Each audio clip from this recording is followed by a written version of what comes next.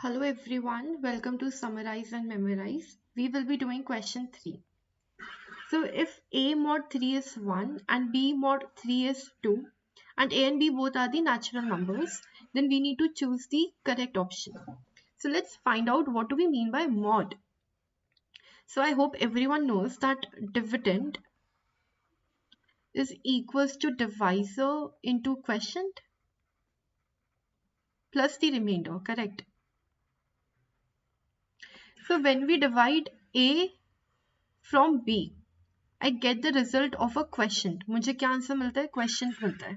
But when I'm doing A mod B, so I will get the answer as remainder. That's it.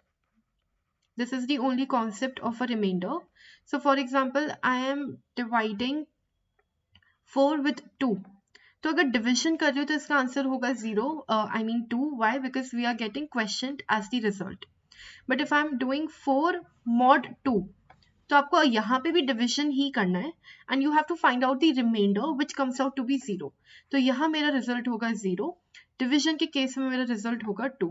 That's it which you need to know about mod. अब question में क्या given है, जब मैं a को 3 से divide कर रही हूँ तो जो मेरा रिमाइंडर आ रहा है ना, दैट इज इक्वल टू 1.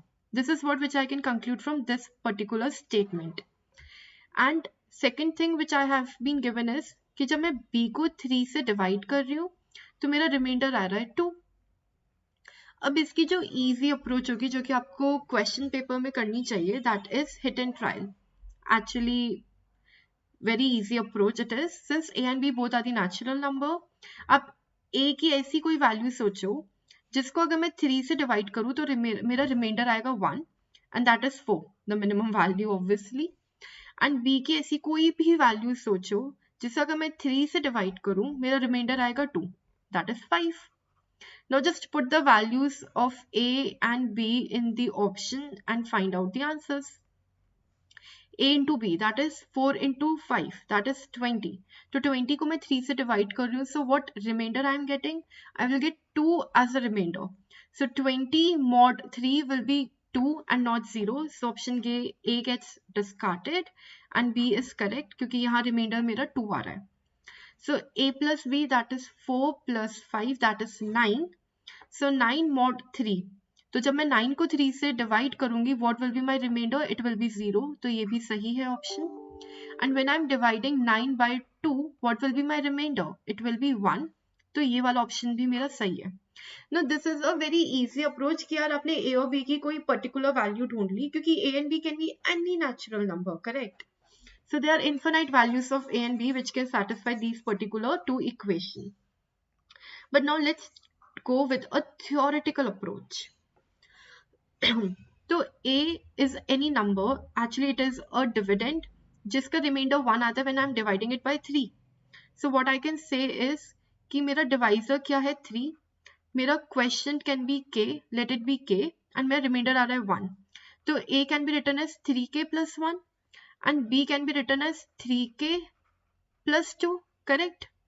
अब a into b ढूंढो, that is 3k plus 1 and 3k plus 2 ढूंढो.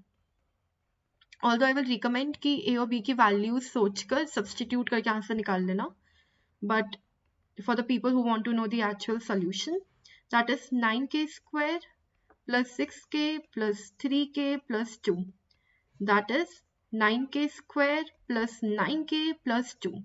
यार अब जब आप इस एक्सप्रेशन को 3 से डिवाइड कर रहे हो, since I can divide the denominator in all the 3 individually, 3 यहाँ पे कर सकते हैं ना ऑब्वियसली. सी ये पूरा डिवाइड हो जाएगा, करेक्ट? ये पूरा डिवाइड हो जाएगा, तो इन दोनों के रिमाइंडर तो मेरे आएंगे 0. पर जब मैं 2 को 3 से डिवाइड कर रही हूँ तो मेरा रिमाइंडर आएगा 2. तीनों को ऐड करो तो मेरा फाइनल रिमाइंडर क्या आ रहा है? 2. So when a into b is divided by 3, my remainder will come out to be 2, and that is what which is given in option B. Now let's talk about a plus b. तो आपको 3k plus 1 plus 3k plus 2 करना है. That is 3k plus 1 plus 3k plus 2. What it is? 6k plus 3.